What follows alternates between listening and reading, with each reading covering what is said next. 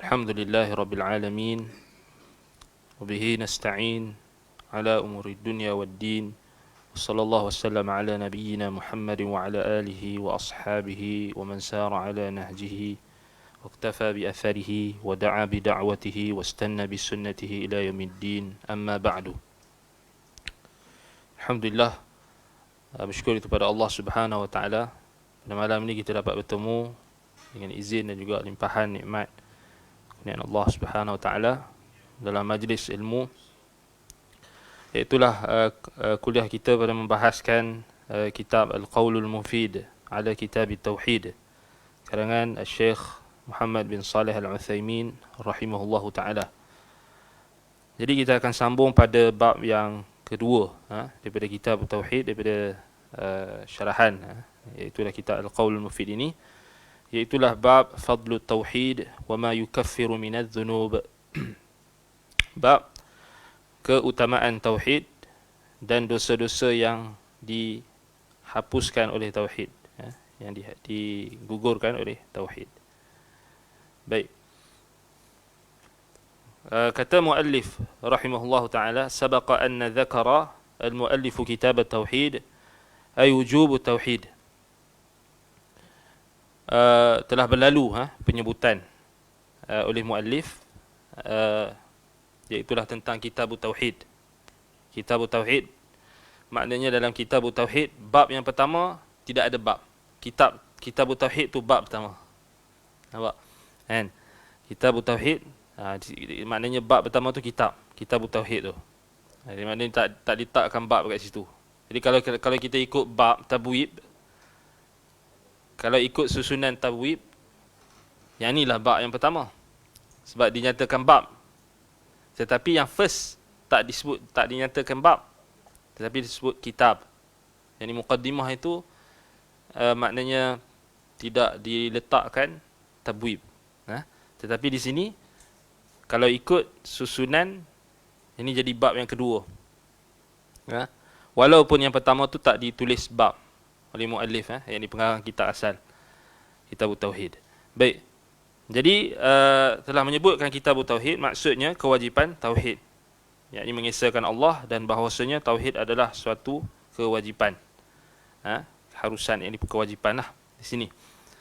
Jadi itu berlalu yang sebelum ini, maknanya kitab tauhid, muallif nak bagi tahu tentang wujub tauhid, kewajipan tauhid. Jadi kita dah berlalu perbahasan berkenaan dengan kitab tauhid yang apa dikira sebagai bab yang pertama. Wa anna ma'na qawli ta'ala wa ma khalaqtul jinna wal insa illa liya'budun anna al-ibadata la tasihhu illa bitauhid.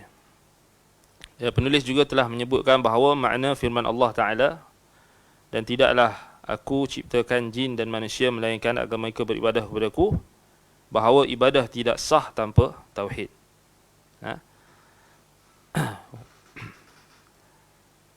Wa huna dzakara al-muallif fadla tauhid.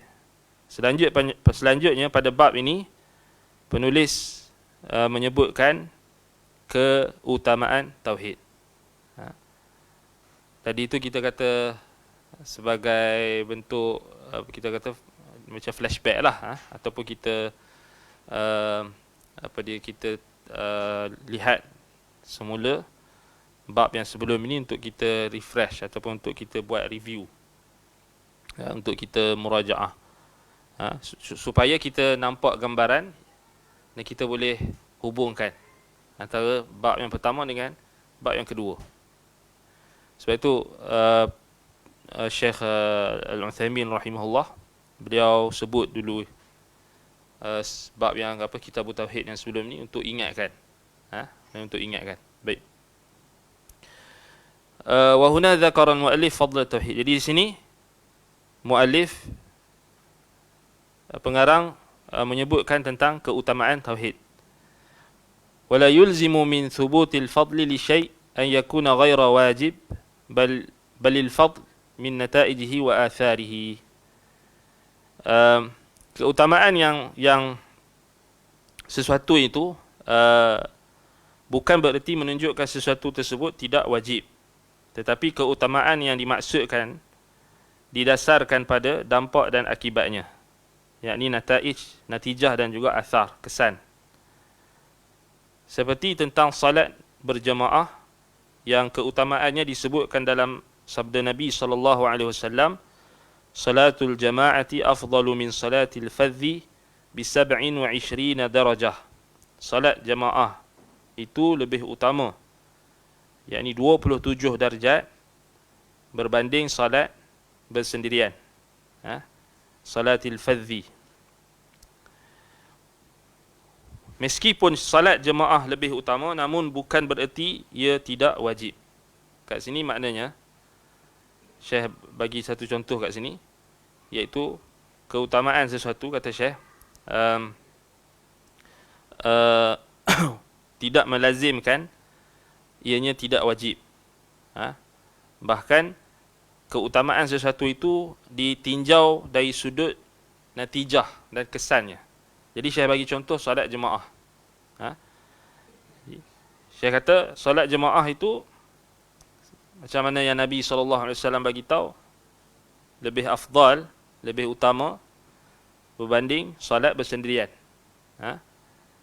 Bi 27 darajah, dengan 27 darjat. 27 kita kata darjat. Jadi sebab tu saya kata sini, walaupun solat berjemaah lebih utama, namun bukan bererti ia tidak wajib. Maknanya Syekh tarjihkan mauqif ataupun qaul dalam mazhab Hanbali yang mewajibkan solat jemaah. Kerana kalau kita bincang tentang perbezaan di kalangan fuqaha, sudah tentulah ada perbezaan lah. Kerana di dalam mazhab Syafi'i, mereka tidak mewajibkan, tetapi mereka mengatakan ianya adalah sunnah muakkadah, ataupun sunnah, ataupun dia disebut sebagai fardu kifayah, ataupun disebutkan juga apa dia kita kata dia tidak sampai tahap wajib lah, tidak sampai wajib. Tapi dalam mazhab Hanbali wajib. Baik, jadi apa kaitan dia dengan kitab tauhid di sini ataupun bab ini? Jadi Syekh kata dekat sini, ولا يلزم من ثبوت الفضل فيها أن تكون غير واجبة إذ إن التوحيد أوجب الواجبات ولا تقبل الأعمال إلا به ولا يتقرب العبد إلى ربه إلا به ومع ذلك ففيه فضل. Baik. Jadi walaupun salat berjemaah itu lebih utama, namun bukan bererti ianya tidak wajib. Kerana tauhid adalah kewajipan yang paling utama, di mana amalan perbuatan tidak diterima tanpanya, dan tidaklah seorang hamba mendekatkan diri kepada Rabbnya dengan sesuatu pun seperti halnya tauhid. Namun demikian, tauhid tetap memiliki keutamaan. Maknanya di sini tak ada percanggahan antara kelebihan sesuatu perkara dengan kewajipan sesuatu perkara. Kewajipan sesuatu perkara itu sebenarnya menatijahkan keutamaan. Seperti solat jemaah tu kan. Maknanya solat jemaah ada kelebihan tak? Sudah tentu ada kelebihan. Jadi kat sini Syekh nak bagi tahu, kalau kita katakan keutamaan tauhid itu adalah sesuatu yang pasti, sesuatu yang wujud, maka ianya tidak langsung menafikan kewajipan tauhid. Nampak? Maknanya, sebab itu Syekh bagi perumpamaan ataupun bagi contoh dengan solat jemaah. Kan? Solat jemaah ada kelebihan tak? Kelebihan. Kan? Kelebihan. Ada tak kelebihan fadilat solat jemaah itu menafikan kewajipan solat jemaah? Tidak. Jadi demikian jugalah tauhid. Kelebihan fadilat yang ada pada tauhid tidak sama sekali menafikan kewajipan tauhid. Itu saja. Itu saja Syekh nak cuba sampaikan kepada kita. Sebab itu kita tak perlu peninglah kat situ. Apa kaitan dengan solat jemaah tu tak? Solat jemaah kat situ just Syekh nak bagi contoh. Maknanya sesuatu perkara yang ada fadilat tidak langsung bercanggah dengan kewajipan dia. Kita tolak tepilah perbahasan wajib ke tak wajib ke tu kan. Tapi kita nak tengok contoh yang Syekh bagi. Contoh yang Syekh bagi. Tetapi tauhid aujabul wajib. Kan? Tauhid saya kata aujabul wajibat. Tauhid paling wajib sekali. Kan? Jadi tauhid itu tidak diterima amalan melainkan dengannya. Tidaklah seorang hamba itu mendekatkan diri kepada Tuhan, kepada Rabbnya, melainkan dengan tauhid. Maka di situ menunjukkan wa ma'adzalika fa fihi fadlun. Maka di situ menunjukkan tauhid tetap memiliki keutamaan. Dia ada kewajipan dan keutamaan. Jadi kita masuk dalam bab yang kedua ni, kita nak bincang tentang keutamaan tauhid, fadilat tauhid. Baik.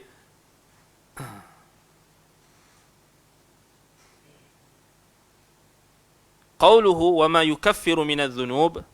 Baik, perkataan penulis wa ma yukaffiru minadz-dzunub dan dosa-dosa yang digugurkan ataupun yang dihapuskan oleh tauhid.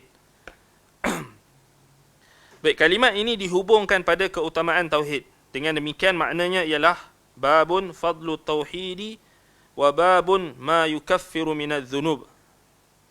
Bab keutamaan tauhid dan bab dosa-dosa yang digugurkan oleh tauhid.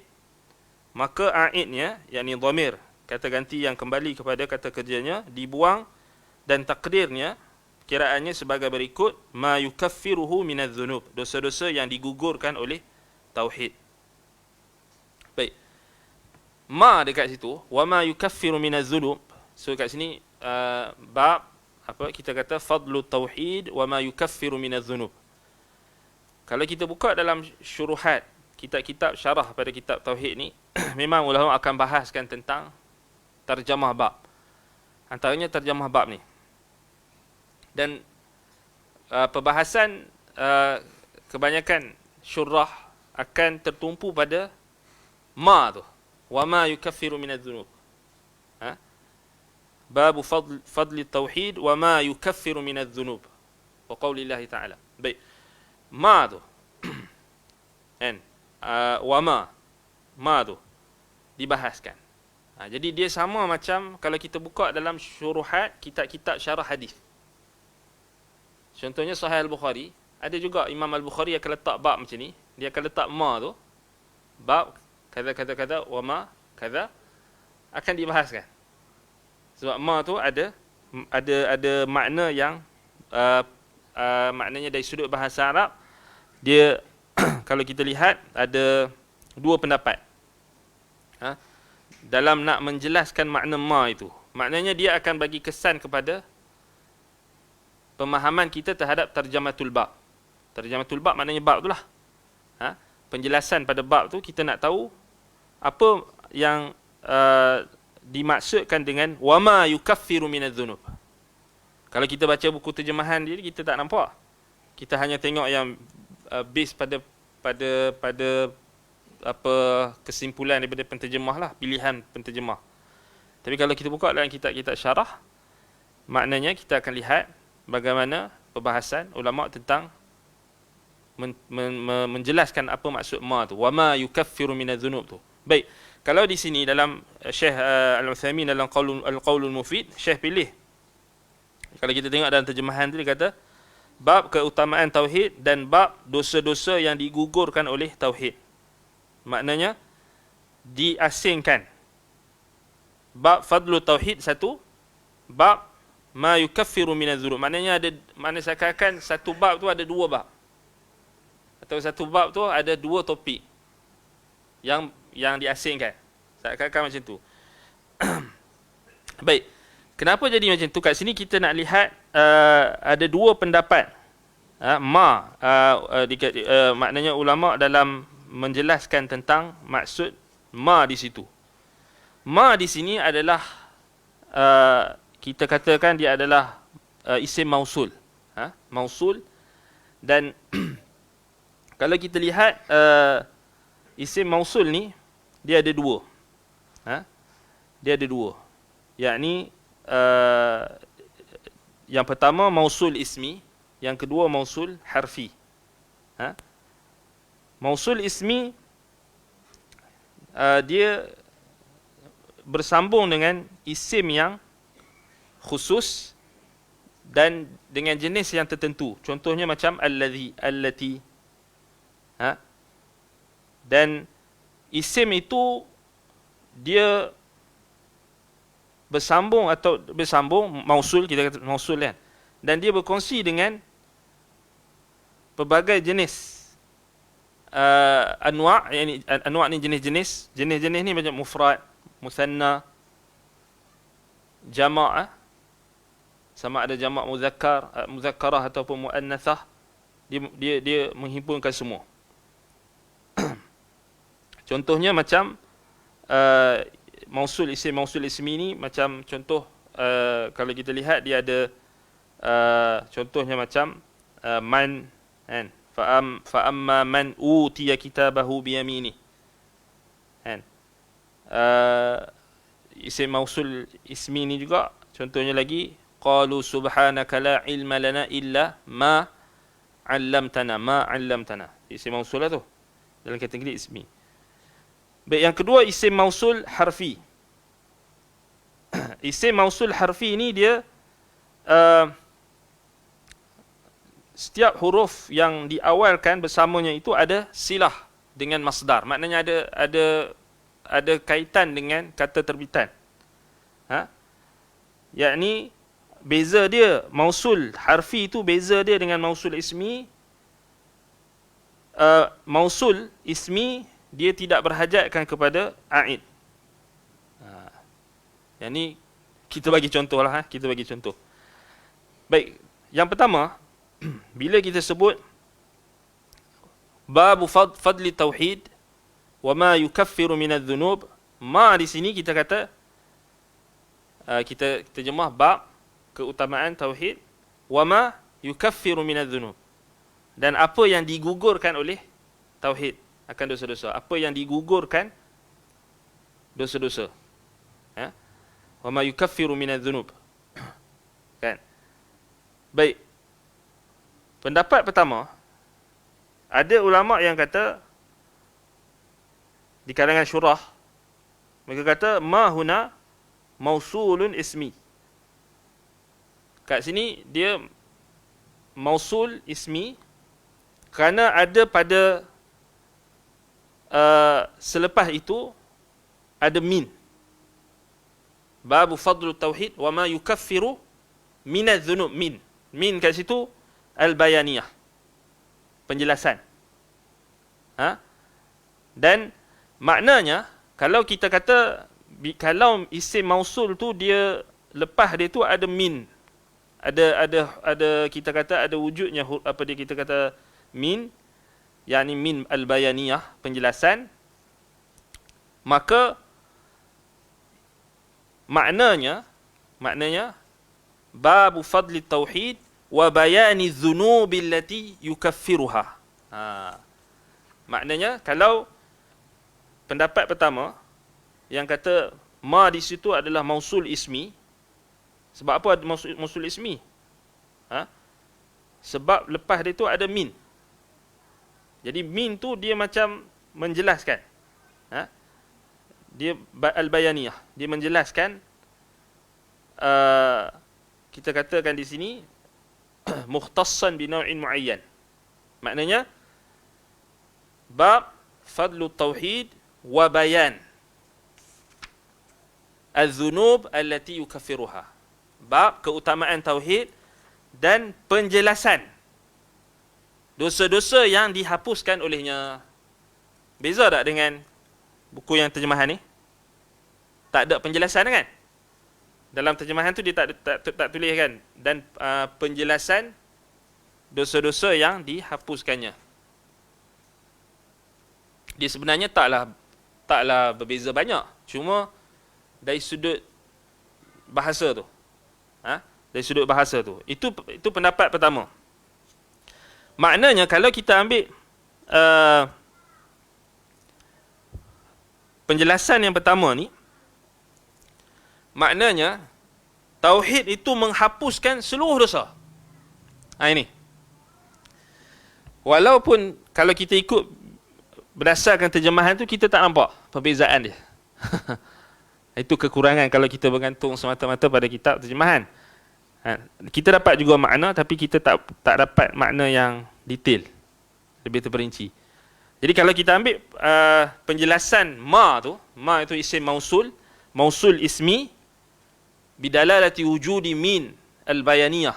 Kerana ada dalalah, ada petunjuk menunjukkan selepas isim mausul tu ma tu adanya min. Bab fadlu tauhid wa ma yukaffiru minadz dzunub. Min kat situ min apa? Kat situ dibahaskan. Min tu pula ada ulama yang pertama kata al-bayaniyah. Jadi bila ada al-bayaniyah di situ, maknanya dia ditakwilkan atau ditafsirkan, diterjemahkan dengan bab fadlu tauhid wa bayan az-dzunub allati yukaffiruha. Bab keutamaan tauhid dan penjelasan tentang dosa-dosa yang dihapuskan olehnya. Jadi maknanya jadi apa? Maknanya tauhid itu menghapuskan seluruh dosa. Itu maksud dia. Fat-tauhid yukaffiru dzunuba jami'an. Itu maksud dia. Dia bukan tauhid itu menghapuskan sebahagian dosa, tak menghapuskan sebahagian dosa, tak. Tetapi tauhid itu sendiri menghapuskan seluruh dosa. Ini dia punya makna dia. Nampak? Kalau kita ambil pendapat yang pertama ni, maknanya tauhid menghapuskan semua dosa. Tak kira dosa apa. Dosa besar ke dosa kecil, semua terhapus dengan tauhid.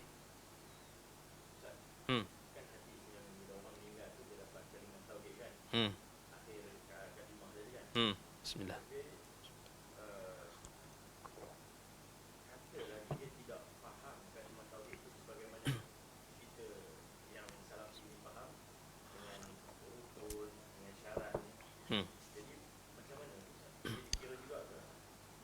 Dia yang dikira tentang amalan seseorang, maknanya dikira diterimanya kalimah tauhid seseorang itu, dia berdasarkan amalan dia. Maknanya walaupun dia tak hafal rukun tauhid, syarat-syarat tauhid tu dia tak hafal, tapi rukun tauhid tu ada pada amalan dia. Kan? Contohnya macam orang-orang makcik-makcik dekat kampung, pakcik-pakcik, fitrah. Betul kan? Kadang-kadang kan, orang-orang yang ada di kampung beramal soleh, kan? Orang yang fitrahnya sejahtera, kan? Tok Wan kita ke katakan tak pernah pun mengaji kitab tauhid, tapi amalan dia ada rukun tauhid, ada syarat-syarat tauhid. Mungkin lebih lengkap lagi daripada orang yang mengaji kitab tauhid. Kan? Boleh jadi. Sebab apa?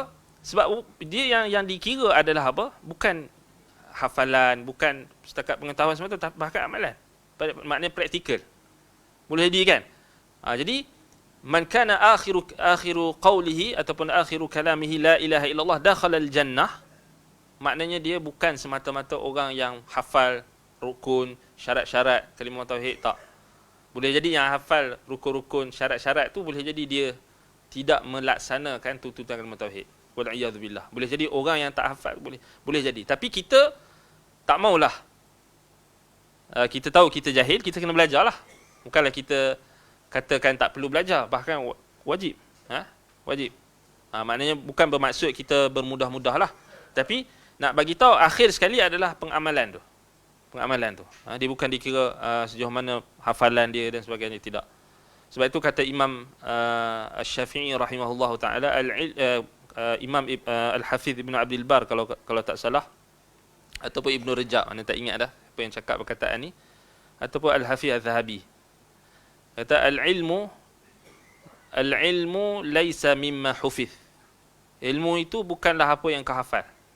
Al-ilmu ma adkhala ma'aka fil qabri, ataupun ilmu itu adalah apa yang masuk bersama kamu di dalam kubur. Maknanya yang kamu amalkan. Yang masuk bersama kamu dengan ke dalam kubur itu maksudnya amalan kamu lah. Yang kamu amalkan. Bukan semata-mata hafalan. Bukan semata-mata hafalan semata-mata. Wallahu musta'an. Baik. Jadi kalau kita ambil yang penjelasan yang pertama tu, maknanya tauhid menghapuskan seluruh dosa. Tak ada yang terkecuali. Kenapa? Kerana tauhid itu adalah hasanatun azimah. Kerana tauhid adalah kebaikan yang paling besar sekali, yang tidak boleh diganggu gugat oleh mana-mana bentuk maksiat, Melainkan nur, cahaya tauhid itu pasti akan membakar kesan-kesan maksiat. Dan lebih-lebih lagi apabila cahaya tauhid itu menjadi lebih sempurna. Ini maknanya kalau kita tengok maksud yang pertama ni, babu fadli tauhid wa ma yukaffiru minadz dzunub, maknanya bab kelebihan atau keutamaan tauhid dan penjelasan tentang dosa-dosa yang dihapuskan olehnya, digugurkan olehnya. Jadi maknanya di sini, siapa yang menyempurnakan tauhid kat sini yang kita bincangkan sebelum ni, ketiga-tiga jenis tauhid, tauhid rububiyah, uluhiyah, asma' wa sifat, maka pengetahuan dia tentang pegangan dia tentang ketiga-tiga jenis tauhid itu akan menghapuskan seluruh dosa-dosanya. Dan akan datang penjelasan tentang isu ini dalam bab yang berikutnya nanti, bab man haqqaqa tauhid dakhala al-jannata bighairi hisab wala azab. Kita akan masuk lebih detail lagi pada bab yang akan datang. Jadi kalau kita ambil daripada tafsiran pertama ni, maknanya semakin seseorang itu kuat pegangan tauhid dia, semakin akan kuat jugalah penghapusan terhadap dosa-dosa dia. Faham tak? Maknanya semakin bertambah tauhid seseorang, akan bertambahlah juga bertambahlah juga kekuatan untuk menggugurkan dan juga untuk menghapuskan dosa-dosa. Kita bagi contoh macam baju, kita pakai baju. Kalau baju putih selalunya, kalau kotoran yang degil tu, kalau kita pakai sabun biasa dia tak hilang.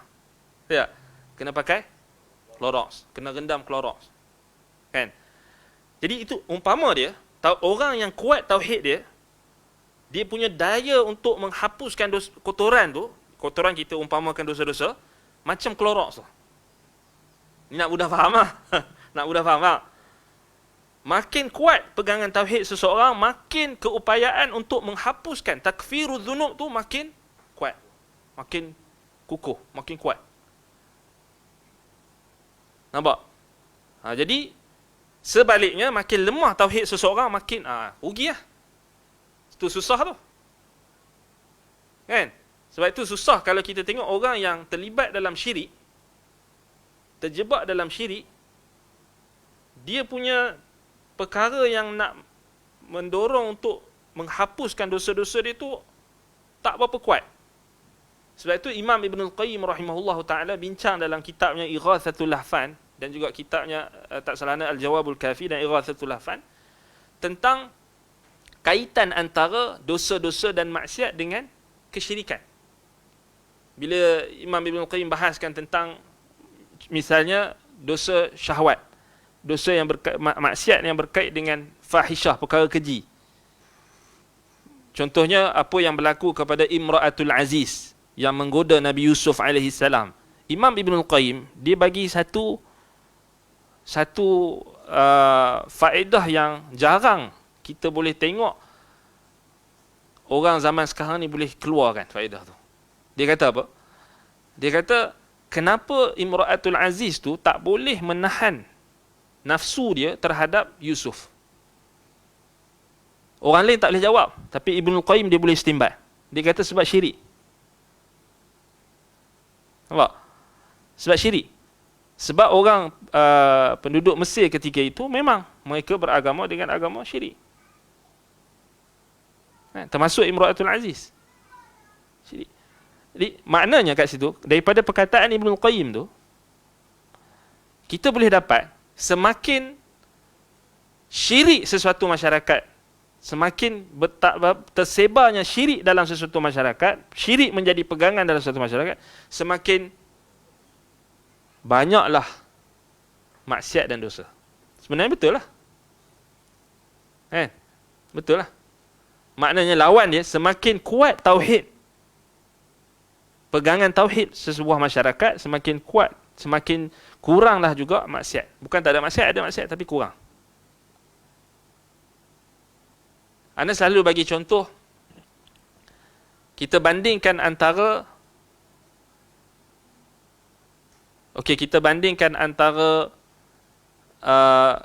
kes-kes Contoh macam gangguan sihir, ilmu hitam dan sebagainya di negara-negara di sebelah timur ni, termasuk negara kita, Indonesia dan sebagainya. Cuba compare dengan negara di Timur Tengah yang kuat pegangan tauhidnya, macam Arab Saudi. Arab Saudi itu lebih spesifik Madinah, Mekah, Madinah. Sepanjang tak tahu lah, aku cuba tanya asatizah kita yang mengaji kat Mekah, Madinah yang lama-lama. Kita jarang lah nak dengar kes-kes meracau ke, histeria ke. Bukan jarang, memang tak ada. Memang tak ada. Kan? Memang tak ada. Tapi yang situ tu orang tak nampak. Orang duk nampak hak apa? Hak buruk je. Kan? Hak buruk je. Tapi nak bagi tahu betul. Sebab kita akan nampak nanti bila penjelasan dalam kitab kita akan nampak. Baik. Jadi semakin bertambah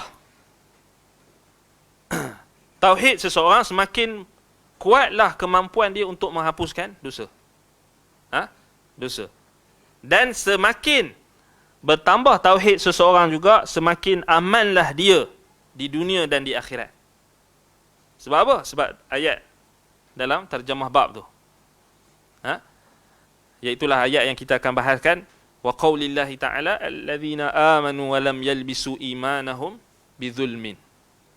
Ulaika lahumul amn wa hum muhtadun. Ini ayat dia. Ulaika lahumul amn wa hum muhtadun. Ini orang-orang yang beriman dan tidak mencampur adukkan iman mereka itu dengan kesyirikan, dengan kezaliman. Kezaliman kat situ maksudnya syirik.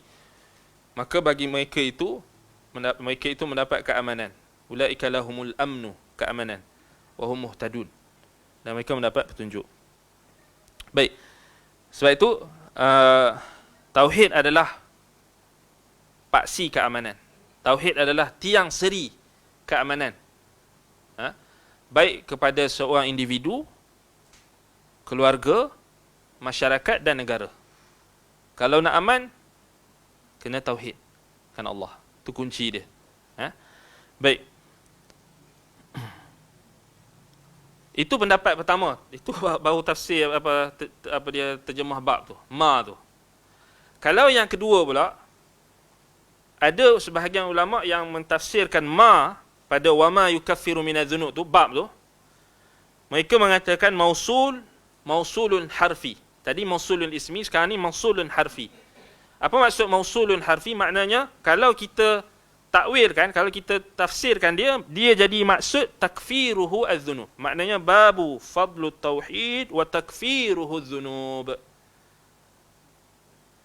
Maknanya kalau kita terjemah, bab keutamaan tauhid dan penghapusannya terhadap dosa-dosa. Macam dalam terjemahan kita ni, dan dosa-dosa yang digugurkan oleh tauhid. Lebih kurang lah. Yang ni juga sahih. Maknanya kedua-duanya ada wajah. Kedua-duanya, apa kita kata penjelasan ni, sahih. Baik. Yang Syekh Al-Utsaimin dia ambil yang mana? Dia ambil yang kedua kan? Sebenarnya yang kedua. Lebih tepat. Walaupun kita nampak macam tak sama, tapi sebenarnya sama macam yang kedua. Sebab tu dalam halaman 72 tu kan, dia kata maknanya ialah babun fadlu tauhidi wa babun ma yukaffiru minadz-dzunub. Bab keutamaan tauhid dan bab dosa-dosa yang digugurkan oleh tauhid. Samalah dengan yang kedua. Kalau tafsirkan apa dia kita kata, ma di situ adalah isim mausul harfi. Bukan ismi. Dia ambil yang kedua. Jadi apa beza dia dengan yang pertama? Sekarang kita dah tengok apa beza dia. So yang pertama tadi dia lebih umum lah. Maknanya nak cerita tentang tauhid ini dapat menghapuskan seluruh dosa. Tak kira. Tak perlu tanya dosa apa, semua dosa dia akan hapuskan. Kalau yang kedua, dia jadi maksud lain. Bab keutamaan tauhid dan dosa-dosa yang digugurkan oleh tauhid. Maknanya ada dosa-dosa yang tertentu, yang hanya tertentu saja, dosa-dosa yang tertentu saja yang akan dihapuskan oleh tauhid. Ada dosa yang mungkin tak akan dihapuskan oleh tauhid. oleh tauhid, ada dosa yang dihapuskan oleh tauhid. Itu. Nampak? Itu perbezaan dia. Baik. Kata Syekh, kita balik pada buku kita. Penulis menyebutkan bab ini kerana dua hal.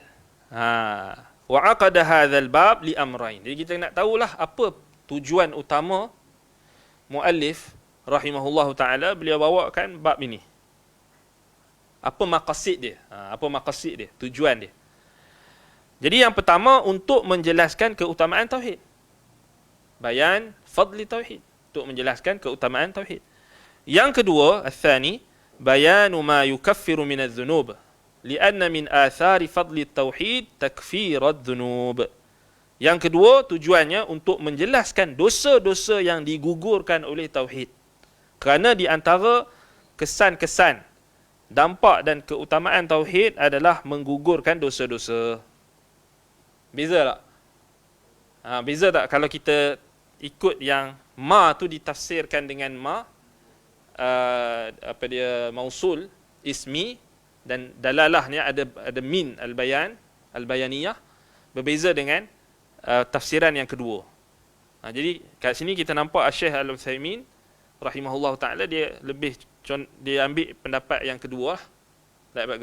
Maknanya kalau kita ambil pendapat yang pertama tu ada wajah juga. Ada wajah. Dan akan dibahaskan pada bab yang berikutnya nanti. Cuma kita cerita tentang bab tadi pun dah seronok, betul tak? Maknanya orang yang ada tauhid ni, makin kuat tauhid dia, makin dia akan terhapus dosa-dosa dia. Apa sekali bentuk dosa akan terhapus. Dia adalah satu khabar gembira. Maknanya bila kita dengar itu, maknanya kita rasa apa? Inilah kelebihan tauhid. Kita rasa seronok. Kita rasa nak tahu. Kan? Yang kedua ni pun rasa seronok juga sebab kita lebih nak tahu apakah dosa-dosa yang dihapuskan tu. Apa jenis dia, apa bentuk dia, apa kategori dia. Baik, itu yang akan dibahaskan. Baik. Kemudian Syekh kata kat sini, min fawaidi tauhid. Syekh terus masuk tentang faedah-faedah tauhid. Di antara faedah-faedah tauhid, yang pertama, annahu akbaru di'amati liraghbati fit ta'ah. Yang pertama, tauhid adalah asas terbesar dalam motivasi ketaatan. Ini penting sekali. Tauhid lah benda yang paling kita boleh kata asas, tiang utama yang boleh menambahkan motivasi kita dalam mengerjakan amalan ketaatan. Tauhid. Kerana apa? Kerana ahli tauhid melakukan amalan semata kerana Allah. Semata-mata kerana Allah Azza wa Jalla. Kerana Allah mengetahui segala yang rahsia dan yang nyata. Itu je lah jawapan dia. Orang kata kenapa tauhid ni yang paling besar sekali, yang boleh memotivasikan seseorang. Dia kata kerana al-muwahhidun, ahli tauhid, dia beramal kerana Allah. Kan? Dan Allah Ta'ala sahajalah yang mengetahui segala rahsia yang ada pada hamba. Sama ada yang rahsia ataupun yang nyata. Berbeza dengan selain ahli tauhid. Amma ghairul muwahhid kal mura'i mathalan fa innahu yatasaddaq wa yusalli wa yadhkuru Allah idza kana 'indahu man yarahu faqat. Berbeza dengan selain ahli tauhid. Selain ahli tauhid ni siapa? Seperti orang-orang yang riak. Orang-orang yang musyrik. Contohnya, misalnya, dia hanya bersedekah, salat dan berzikir, ingatkan Allah itu ketika adanya orang yang melihat atau dekatnya ada orang yang melihat. Beza dengan orang musyrik. Beza dengan orang yang riak. Dia buat amalan tu kerana orang nampak. Kerana nak tunjuk kat orang. Kan? Kerana nak berkempen semata-mata. Habis kempen dia kata orang tak nampak dah, tak ada dah kamera, tak payahlah. Bagi bantuan. Itu yang jadi masalah tu kan. Baik. Kerana beramal kerana bukan kerana Allah. Itu kita bagi contoh ahli politik ya. Walaupun bukan semua kan. Tapi kebanyakannya. Sebab itu yang paling dekat sekali dengan zaman kita ni. Baik, wallahul musta'an. Baik. Karena itulah sebahagian salaf berkata, walihadza qala ba'du salaf inni la uwaddu an ataqarraba ila Allah bi ta'atin la ya'lamuha illa hu. Karena itulah sebahagian salaf berkata, sesungguhnya aku ingin melakukan sesuatu ketaatan untuk mendekatkan diri kepada Allah tanpa diketahui oleh sesiapa pun selain dia semata-mata. Maknanya tak samalah dengan orang yang beramal, bersedekah, buat kebajikan dan sebagainya kerana nak diperlihatkan amalan itu kepada manusia. Sudah tentulah tak sama. Kan? Orang yang melakukan amalan ketaatan, riak, adanya ujub, adanya sum'ah, adanya riak, maka tak sama dengan ahli tauhid. Ahli tauhid ni, dia orang nampak ke, orang tak nampak ke, belakang kamera ke, depan kamera sama saja. Kan? Orang ambil gambar dia tengah bagi bantuan, lepas tu orang tak ambil, sama saja. Sama ada depan kamera atau belakang kamera, sama sahaja. Nampak? Kan? Bahkan mereka itu beramal murni kerana Allah. Murni kerana Allah. Maknanya tak semua ibadat mereka itu mereka tunjukkan. Ada orang yang dia sampai tahap apa, kita kata sampai ghulu, sampai melampau. Sampai doa dekat depan Kaabah pun dia nak buat Facebook live. Nak buat TikTok live. Ada TikTok live lah. Instagram live lah, apa benda live semua dah. YouTube live lah, macam-macam. Kan? Tulis komen kat bawah. Doa-doa, saya nak doa. Dia pun apa? Angkatlah tangan, sambil ada kamera. Syekh Abdul Razak Al-Badar, hafizahullah, pernah sentuh tentang isu ni. Dia kata apa? Sebab dia nampak sendiri bila ada jemaah-jemaah haji dengan umrah datang ni. Dia kata dia pernah nampak, dia kata. Orang yang suruh orang lain ambil gambar dia tengah berdoa. Kemudian Syekh kata itu sebenarnya adalah ainur riya.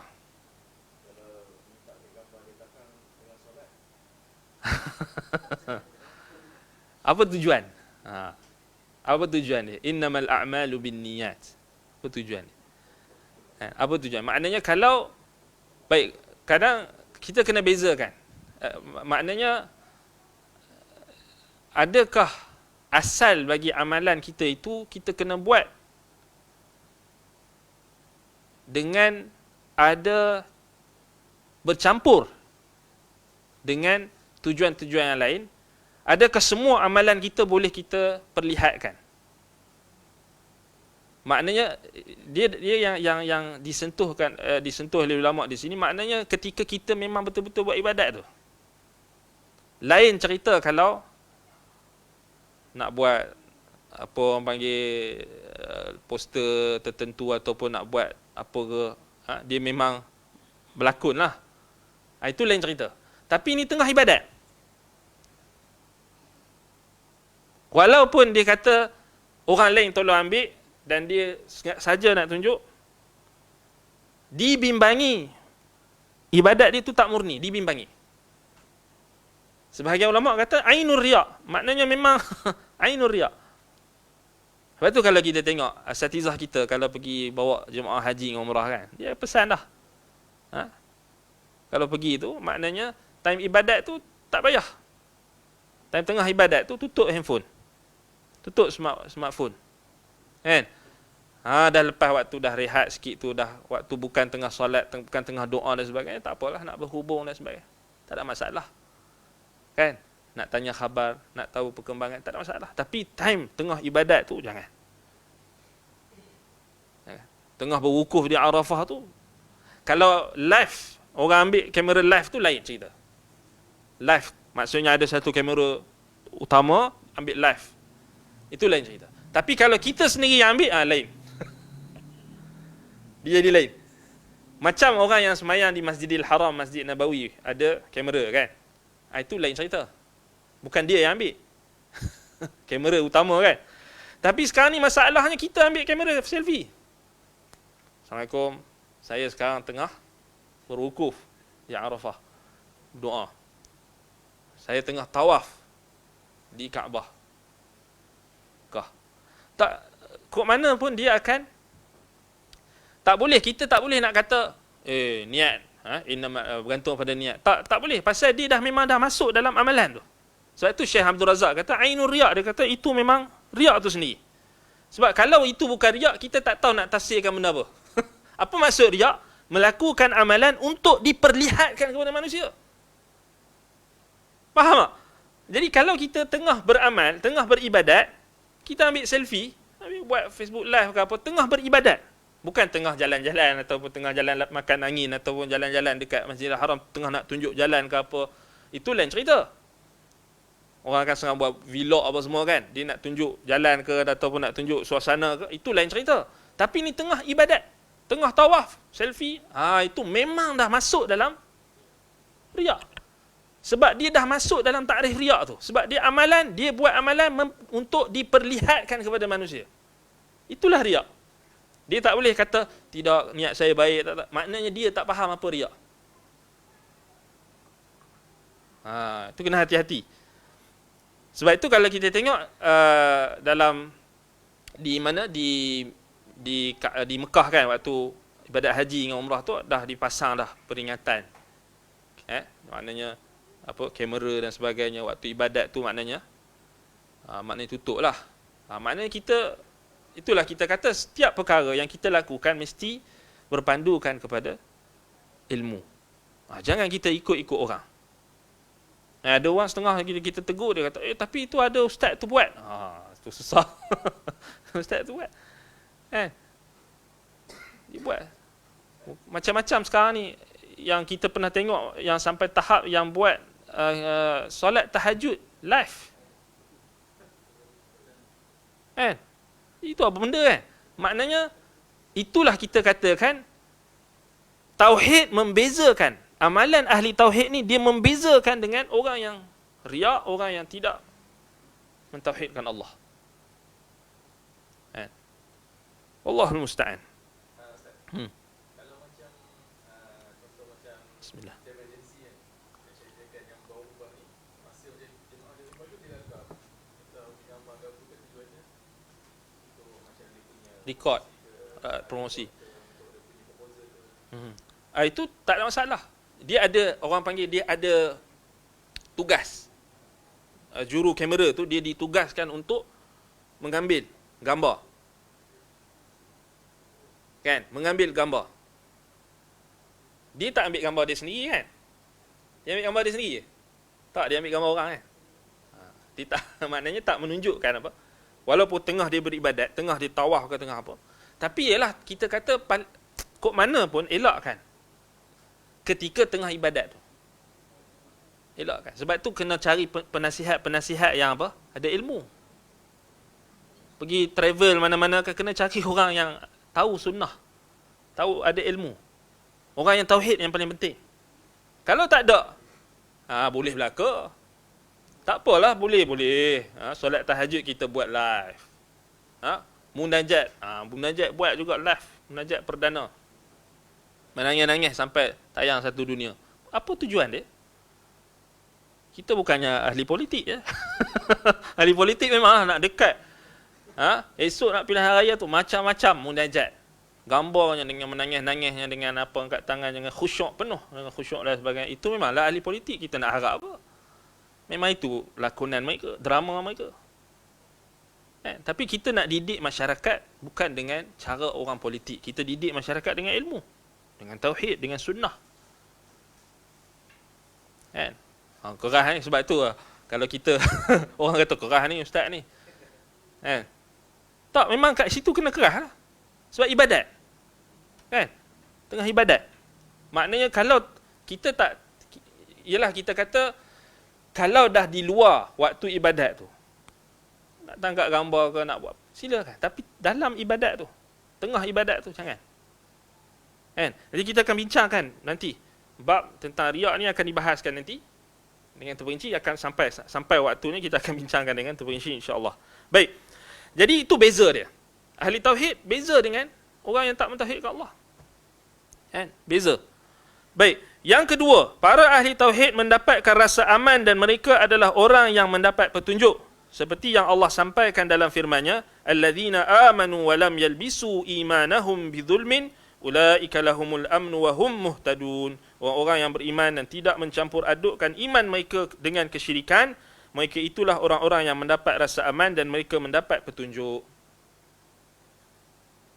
Ini faedah yang kedua, yang terbesar maknanya pada ayat dalam surah Al-An'am ayat 82 tu.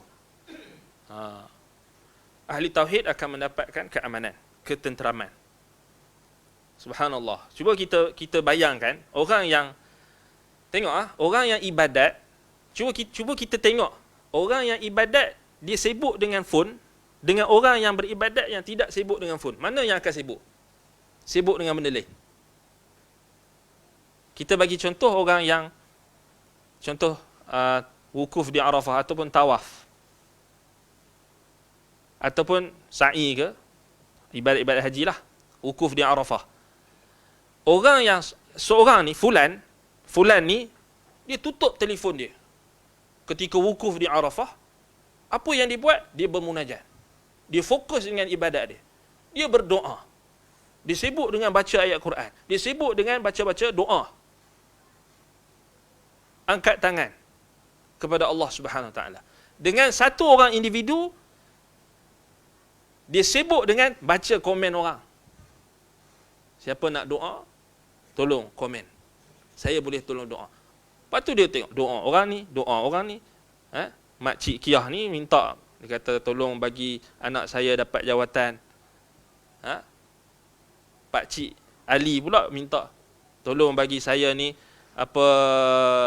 bisnes saya berjaya. Kak Kiah pula minta benda lain. Lepas tu tengok komen punyalah banyak. Jadi dia sibuk dengan apa? Sibuk baca komen orang. Betul tak? Ada dapat keamanan tak? Tak dapat. Dia pun tak tenteram. Tu dia kata, mampus aku ni, nak dekat 1000 komen. Kan? Nak dekat berapa ratus komen ni.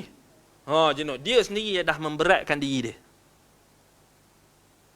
Tu kita kata beza tak? Tang situ pun kita boleh dapat beza. Tak percaya, kita cuba bezakan. Kalau cuba kita buat, jangan buat lah. Cuba kita di tempat tu. Mana lagi tenteram? Mana lagi aman? Orang yang beribadat yang dia tak sibuk dengan benda lain. Betul tak? Tutup dulu phone tu. Nanti lepas dah habis ibadat, nanti lepas solat. Sama juga orang yang lepas solat. Lepas solat, Assalamualaikum warahmatullahi, Assalamualaikum warahmatullahi, terus pun telefon, WhatsApp, Facebook. Berbeza tak dengan orang yang Assalamualaikum warahmatullahi? Apa kita nak kalut-kalut? Habis zikir lagi boleh buka. Tapi disebabkan oleh apa? Dah jadi addiction. Kadang-kadang kita tengok juga, perasan juga orang solat Jumaat dan sebagainya, tengah khatib baca khutbah tu, dia tengok duk main phone. Duk main phone lagi. Kan? Nasib tengah solat tu tak boleh nak buka. Kalau solat boleh buka phone, dia nak juga. Kan? Sebab dah jadi addiction, dia dah jadi kecanduan. Wal'iyadzubillah. Jadi ada masanya lah. Macam itulah maknanya, tengoklah dia takkan tenteram.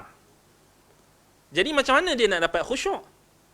Kalau solat, tengah solat tu dia duk fikir dah, ting bunyi kan, dalam poket tu ting, tak, silent.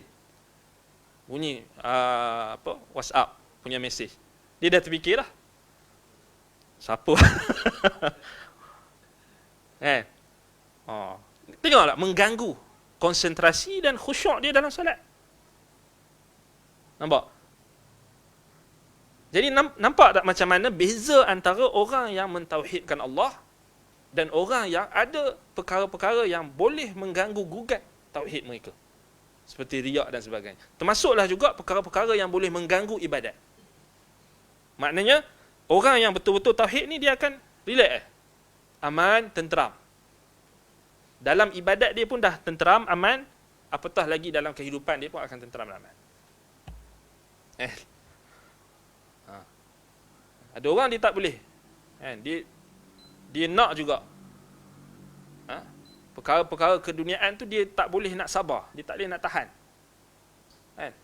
Lepas solat, lepas ibadat dia nak juga.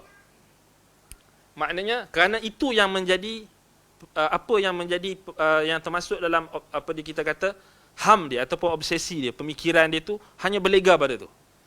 Sebab tu tengok dalam sunnah Nabi SAW ajar kita macam mana salat. Perlu dah, alaikum bis sakinati wal waqar, hendaklah kamu datangi solat tu dengan tenang dan dengan tenteram, dengan aman, jangan tergesa-gesa. Kan?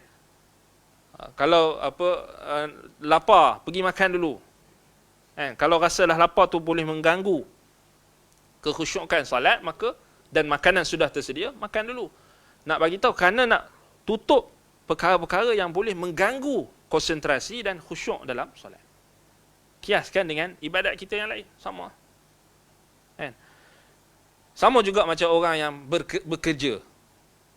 Dia bekerja, sepatutnya kerja dia tu difokus pada kerja. Tapi dia buka benda lain. Contoh kan, sama tak? Dia akan ganggu konsentrasi kerja dia, betul tak? Waktu kerja itulah dia nak ada yang mesej lah, main Facebook lah, apa semua. Dia akan mengganggu dia punya konsentrasi kerja dia. Macam itulah, samalah. Kalau kita tengok dalam pekerjaan pun boleh ganggu konsentrasi pekerjaan kita yang berbentuk keduniaan, boleh ganggu, maka dalam amalan akhirat kita, amalan agama, amalan kita, amalan salah kita, itu lebih akan mengganggu kalau kita tak boleh bezakan antara prioriti utama kita ketika ibadat. Ahli tauhid ni maknanya dia dalam bahasa yang mudah, dia memang bila disebut muwahhidun, ahli tauhid, maknanya dia memang fokus satu kerja lah. Maknanya bila dia ibadat tu ibadat lah. Nampak? Kenapa dia nak fikir benda-benda lain? Ibadat lah. Ibadat aku ni kerana Allah. Inna salati wa nusuki wa mahyaya wa mamati lillahi rabbil alamin. Waktu ibadat tu fokus ibadat. Itu bahasa mudah kita untuk kita faham. Kerana ramai orang yang tak nampak itu juga adalah sebenarnya tuntutan pada tauhid. Dari sudut praktikal.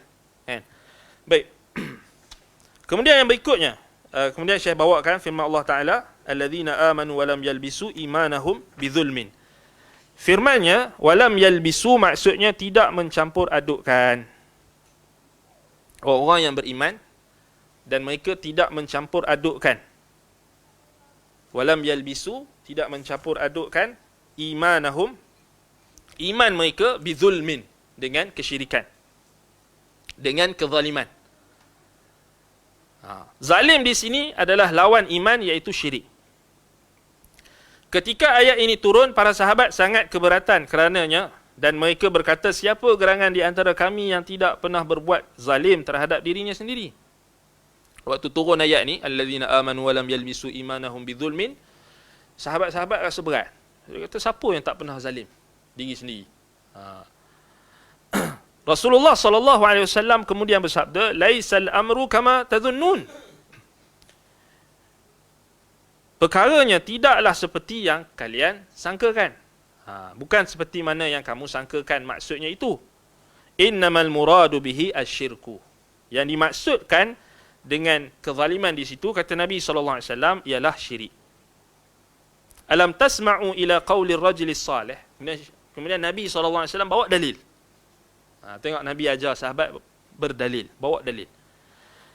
Bukankah kamu tidak pernah mendengar perkataan seorang lelaki yang saleh, yakni Luqman Al-Hakim, inna syirka la zulmun azim, iaitulah apa? Sesungguhnya syirik itu benar-benar kezaliman yang besar. Dalam surah Luqman ayat 13. Maknanya dekat sinilah ulama kata, kalau kita buka dalam usul tafsir, dia Al-Quran ditafsirkan dengan Quran. Macam mana Nabi SAW praktikkan Quran, ayat Quran ditafsirkan dengan Quran. Nampak? Jadi syirik dekat situ, zalim dekat situ maknanya syirik. Bukan maksud yang selain syirik. Yang dimaksudkan dengan alladzina amanu wa lam yalbisu imanahum bidzulmin, zulm kat situ yang dimaksudkan dalam ayat itu adalah syirik. Bukan kezaliman yang lain, dan kezaliman itu ada beberapa macam, kata Syekh. Yang pertama, kezaliman yang paling zalim iaitu mempersekutukan Allah dalam haknya, ini syirik. Inna syirka la zulmun azim. Mana syirik tu kezaliman yang paling besar sekali. Tak ada dah yang zalim yang paling besar melainkan syirik. Nampak? Rasuah pun tak boleh lawan syirik. Kadang-kadang ada orang dia kata, ni. Dia kata geng-geng ni hanya asyik benda-benda ni. Rasuah dia tak tegur. Tak, rasuah pun sama jugalah. Rasuah tu zalim juga. Tapi kezaliman rasuah tu tak sebesar kezaliman syirik. Syirik tu lagi besar.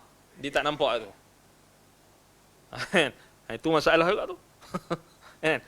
Baik, yang kedua, kezaliman seseorang pada diri sendiri, iaitu dia tidak memberikan hak pada dirinya, seperti berpuasa tanpa berbuka dan solat malam tanpa tidur.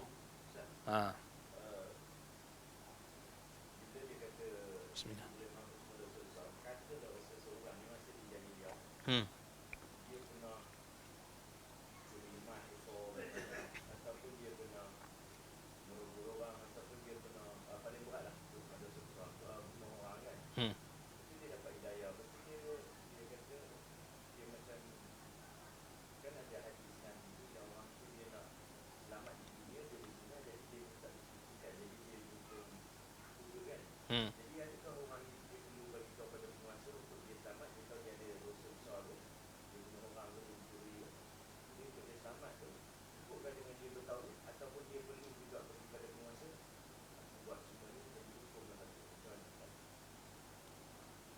Kalau dia bergantung pada sejauh mana dia punya makrifah dia kepada Allah.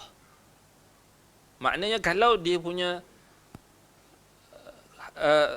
makrifah kepada Allah ni, maknanya husnuzan dia dengan Tuhan. Semakin kuat sangka baik dia dengan Tuhan ketika itu, maka semakin dia akan mengharapkan rahmat Allah. Waktu tu dia akan mengharapkan kelebihan tauhid tadi. Tetapi semakin dia tak yakin, tapi semakin dia takut akan dosa-dosa dia yang besar, maka dekat situ dia boleh pilih untuk membawakan dosa-dosa dia itu, ataupun had yang sepatutnya dia kena had, dibawakan kepada pemerintah untuk disucikan, maknanya disucikan dosa-dosa dia lah. Kat situ dia, maknanya orang tu kita kena tengok maknanya sejauh mana keyakinan dia. Sebab kita tak boleh nak ukur dosa dia dan sebagainya, dia sendiri kan. Jadi macam mana kalau kita tengok pada kebiasaan yang Nabi SAW buat, Nabi SAW bila ada orang yang ada seorang tu yang dia dah kena sabit, ataupun dia kita kata dia dah dia lari kan, sebelum dia nak dijatuhkan had tu dia lari, Nabi SAW tak suruh apa? Tak suruh sahabat kejar.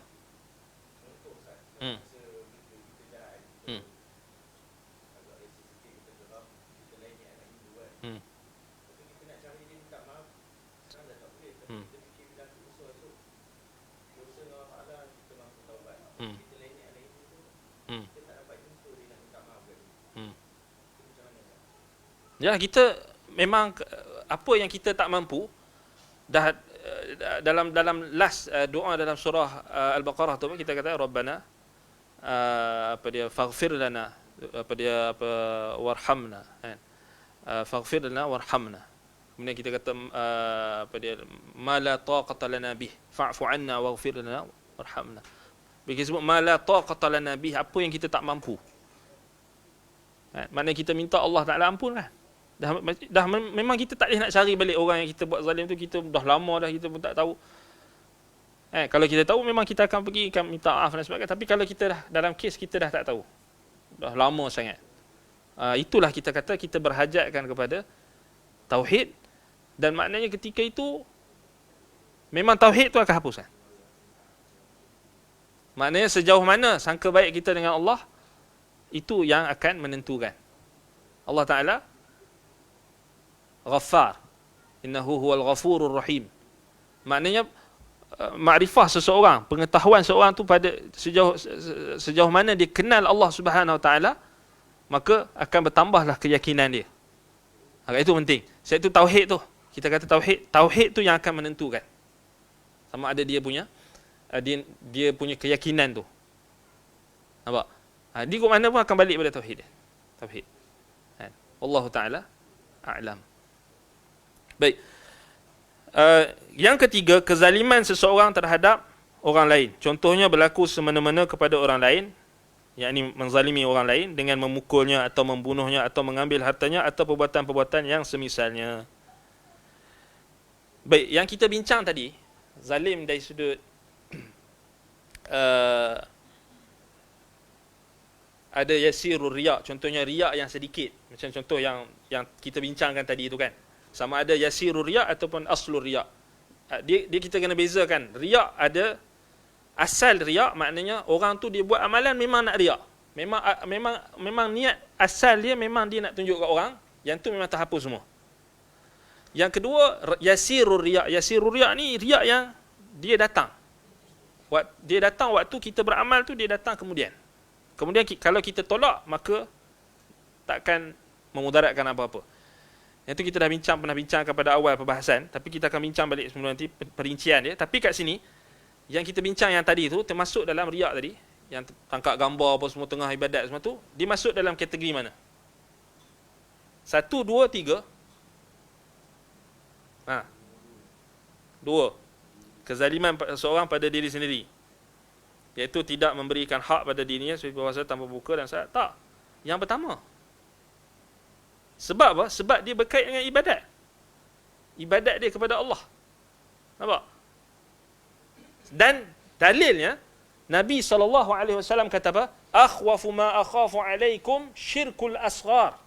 Fasu'ilu anhu faqala ar-riya. Nabi SAW bersabda, perkara yang paling aku takut berlaku kepada kamu, yakni pada para sahabat, maknanya kepada orang-orang yang baik, orang-orang yang soleh, orang-orang yang solat. Aku paling takut berlaku pada mereka kamu, innama akhwafu ma akhafu alaikum syirkul asghar, syirik kecil.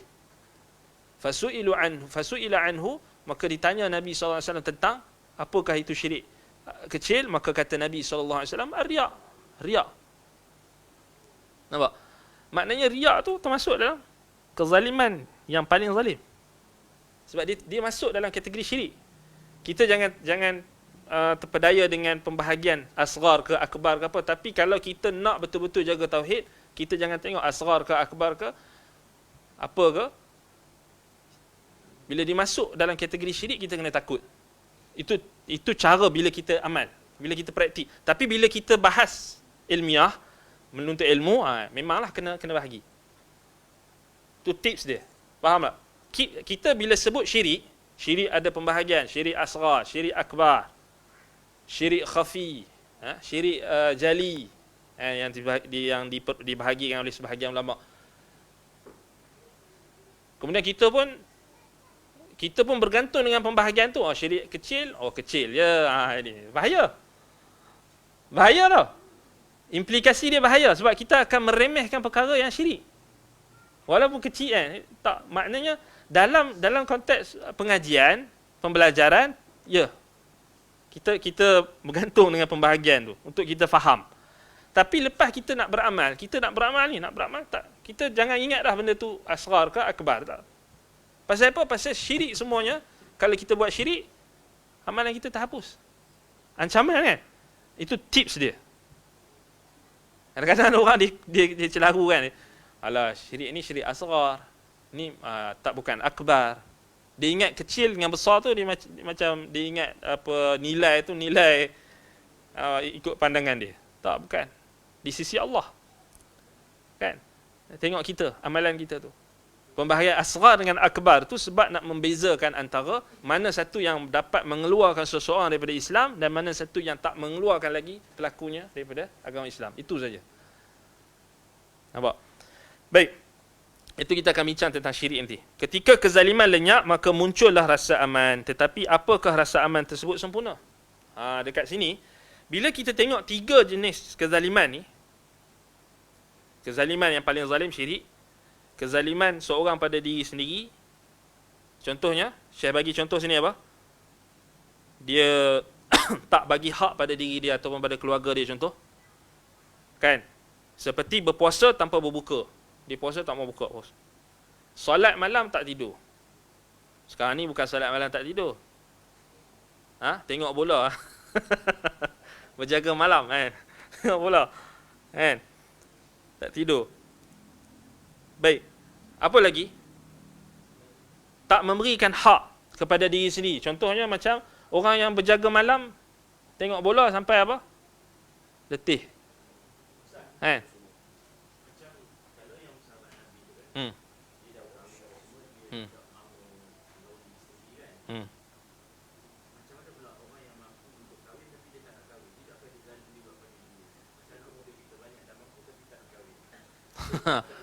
Orang yang mampu untuk menikah, dia tak mau menikah. Adakah dia menzalimi diri dia sendiri? Dia kena tengok keadaan orang tu. Kalau individu tersebut dia mampu untuk menikah, tetapi dia tidak menikah kerana ada sebab-sebab. Contohnya ada orang yang dia tak menikah, macam kita tengok ulama-ulama. Ada satu kitab, anda tak ingat dah tajuk kitab tu, memang dia himpunkan nama-nama ulama-ulama yang tidak menikah, yang bujang. Tapi kita kena faham kenapa mereka tak menikah, kerana mereka nak berbakti dan berkhidmat untuk ilmu. Jadi mereka karang kitab, mereka menulis, mereka menghimpunkan hadis, mereka mensyarahkan hadis. Jadi mereka tak mau kacau, mereka nak fokus. Macam Imam An-Nawawi, Syekhul Islam Ibn Taymiyah, dia nak bantah golongan ahlul bidah wal ahwa. Jadi dia nak fokus. Jadi dia tak menikah. Dia mampu untuk menikah, tapi dia tak menikah kerana dia nak cari sesuatu yang dia nak berkhidmat dengan cara yang lain. Maknanya dia nak kita kata mewakafkan diri dia itu untuk ibadat kepada Allah dengan cara yang dia rasa itulah yang Allah pemudahkan untuk dia. Nampak? Jadi itu tak ada masalah. Yang jadi masalah bila dia mampu untuk menikah tapi dia tak menikah, buat maksiat. Ataupun dibuat benda-benda yang tidak sepatutnya. Yang tu maknanya memang berdosa. Kalau maknanya disebabkan dia tak mau menikah tu menyebabkan dia melakukan maksiat, melakukan perkara-perkara yang tidak sepatutnya, maknanya dia tak menikah tu memang dosa. Dia menikah, wajib menikah. Nampak? Sepatutnya dia kena tengoklah, memang nikah itu disyariatkan untuk menjaga pandangan dan untuk menjaga kehormatan. Jadi sepatutnya dia kena semangat menikah. Dia semangat menikah sebab itu yang akan dia menikah tu kerana nak menjaga ikut sunnah Nabi SAW dan juga nak menjaga dirinya lebih-lebih lagi pada zaman sekarang ni, zaman fitnah. Kan? Zaman fitnah. Jadi maknanya itulah dia ada perincian dia. Kalau ada orang tu memang dia, sebab tu kita tak boleh pukul rata kan. Ada orang memang dia tak menikah tu sebab dia nak berbakti, contohnya nak berbakti kepada ibu bapa dia, contohnya katakan. Kerana tak ada orang lain lah nak jaga mak ayah dia risau kalau dia menikah tu, dia punya fokus dia kepada ibu dan ayah dia tu, dia tahu ibu dan ayah dia tu adalah pintu dia untuk ke syurga. Kan dia nampak dah, dia maknanya dia dah timbang benda tu. Dia nampak dah, ni lah aku yang boleh aku buat, aku boleh berfokus. Belum tentu lagi kalau aku menikah ni aku boleh buat gini, contoh. Sama juga macam orang yang berbakti untuk ilmu tadi. Dia kata, hak ni yang aku nampak ni. Kalau dia dah timbang dah, maknanya dia dah ada kemungkinan, dia dah nampak dah. Nampak dah, dia tak boleh nak membahagikan masa untuk ni. Kalau dia fokus tu, fokus saja pada satu perkara, dia tak boleh dua benda dalam satu perkara, dua perkara dalam satu masa. Contoh, dia tak boleh. Contoh, dia berbeza-beza lah, orang tu berbeza-beza. Setiap orang, setiap individu ni berbeza-beza. Cuma kita itulah kena perincikan. Wallahu ta'ala a'lam. Baik. Ketika kezaliman lenyap, maka muncullah rasa aman. Tetapi apakah rasa aman tersebut sempurna? Maknanya 3 bentuk kezaliman tadi. Kezaliman yang ketiga tadi, kezaliman kepada orang lain ni, pukul orang ke, zalim kepada orang, ambil harta orang, kan, pecah amanah, rasuah, tu masuk zalim. Kan, masuk zalim. Zalim kepada hak orang lain, zalim, melampaui batas terhadap orang lain. Baik. Jadi 3 ni, kalau ketiga-tiga jenis kezaliman ni lenyap, maka akan muncullah rasa aman. Tetapi apakah rasa aman tersebut sempurna? Maknanya kita ni, hidup kita ni kalau sebut zalim ni, dia akan berlega pada 3 ni. Ada orang yang Allah selamatkan dia tak buat syirik. Tapi dia pasti akan ada zalim pada 2 atau ketiga ni. Pada jenis yang kedua atau ketiga. Kan? Sebab itu sahabat faham tu. Orang kata, mana satu, siapakah di kalangan kita ni yang tak pernah zalim diri sendiri? Betul lah kan? Kita ni, pada diri kita, pada anggota badan yang Allah Ta'ala bagi ni, kita pernah lah tak buat zalim. Siapa boleh angkat tangan, dabik dada, dia kata dia tak pernah buat zalim sikit pun? Tak berani. Tak berani. Mata kita ni, adakah, kita ambil contoh yang mudah lah, kita buka Facebook, kita buka ni, adakah tak pernah mata kita ini melihat perkara-perkara yang tak sepatutnya? Pernah tak? Itu dah satu zalim lah tu. Betul tak? Zaman sekarang, kita keluar pergi ke jalan, pergi ke pasar, banyak tak benda yang zalim? Mata saja, mata saja. Belum lagi lidah, belum lagi tangan, kaki dan sebagainya. Dah banyak. Itu sebab kefahaman sahabat tu betul lah. Pada asalnya, kefahaman mereka betul. Maknanya tak ada mana-mana manusia yang mampu untuk selamat daripada kezaliman. Tetapi dalam konteks ayat tersebut, itu sahaja yang tidak tepat. Yang tu yang Nabi tegur tu kan. Itu saja. Tapi Nabi tak tegur pemahaman mereka yang asal tu. Itu kita kena faham. Jadi, bila kezaliman tu lenyap, maka datanglah keamanan. Maknanya kita nak dapatkan keamanan ni, mesti kena lenyapkan kezaliman. Tetapi itulah, kita kena tengoklah kezaliman yang jenis macam mana. Macam sekarang, kita, kezaliman ada di mana-mana. Apa maksud zalim? Meletakkan sesuatu bukan pada tempatnya. Betul tak? Meletakkan sesuatu bukan pada tempatnya. Cuba kita tengok kita pada diri kita sendiri. Kan? Diri kita. Kemudian pada ahli keluarga kita. Isteri kita, anak-anak kita. Pernah tak kita letakkan sesuatu bukan pada tempatnya? Pernah tak kita tersalah? Pernah tak kita berlaku zalim? Pernah. Takkan terlepas. Sebab itu, kezaliman, kalau kita nak maksudkan, kita nak elakkan langsung, tak ada kezaliman, tak buat dosa, maksud, tak ada kezaliman ni, tak ada dosa langsung. Boleh tak? Mustahil. Sebab kita semua anak Adam. Innakum tukhti'una bil-laili wan-nahar. Kamu buat salah siang malam pagi petang. Tapi yang membezakan antara orang beriman dengan orang yang tidak beriman, kita mengakui kezaliman diri kita sendiri. Sebab itu hari-hari kita bertaubat. Rabbana zalamna anfusana wa illam taghfir lana wa tarhamna lanakunanna minal khasirin. Doa yang Nabi SAW ajarkan kepada Abu Bakar As-Siddiq radhiyallahu anhu. Allahumma inni zalamtu nafsi zulman kathira. Bayangkan Nabi SAW ajar dekat manusia yang paling baik sekali selepas Nabi Muhammad. Manusia yang terbaik sekali selepas para Nabi dan Rasul. Kata para ulama, Abu Bakar orang yang paling afdal, paling utama selepas Nabi-Nabi dan Rasul. Maknanya lepas Nabi Muhammad, dialah orang paling baik. Lepas Nabi-Nabi yang lain, dialah Abu Bakar lah orang paling baik. Maknanya sahabat Nabi-Nabi yang lain tak boleh challenge kedudukan Abu Bakar. Contohnya sahabat Nabi Musa tak boleh challenge kedudukan Abu Bakar. Hawariyun, sahabat Nabi Isa pun tak boleh sama level dengan Abu Bakar. Abu Bakar lagi tinggi. Nabi SAW ajarkan kepada As-Siddiq, orang yang paling benar sekali di kalangan sahabat Nabi, di kalangan manusia. Doa apa? Allahumma inni zalamtu nafsi zulman kathira. Ya Allah, sesungguhnya aku telah menzalimi diriku dengan kezaliman yang sangat banyak. Zulman kathira, banyak. Kalau kita kira kita buat zalim ni banyak mana? Tak rasanya banyak. Dia sama macam tak mampu nak kira nikmat. Nikmat Allah banyak lah. Kita nak kira kita buat zalim yang kita sedar, yang kita tak sedar, banyak kan? Kita pun tak tahu, kadang-kadang tak sedar. Jadi, maknanya di sini, memang takkanlah kalau kita kata nak lenyapkan seluruh bentuk kezaliman, tak mungkin.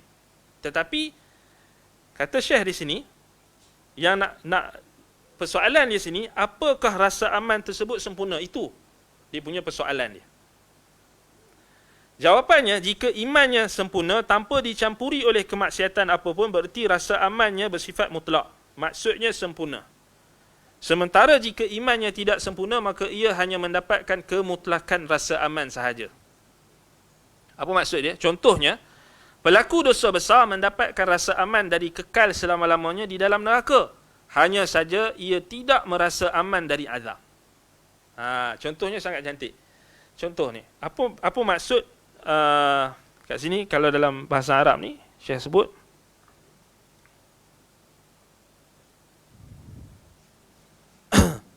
iman kamilah ataupun amnun mutlaq dengan al-imanu mutlaqul iman. Mutlaqul amn. Ya, amnun mutlaq dengan mutlaqul amn. Apa maksud amnun mutlaq? Maknanya keamanan yang mutlak. Yang ni maknanya sempurna. Apa maksud mutlaqul amn? Maknanya keamanan yang tidak sempurna, naqis, yang kurang. Okey, Syekh bagi contoh murtakibul kabirah, pelaku dosa besar. Pelaku dosa besar, contohnya apa? Dosa besar, kita ada kelas kita kabair sini. Contoh dosa besar apa? Syirik.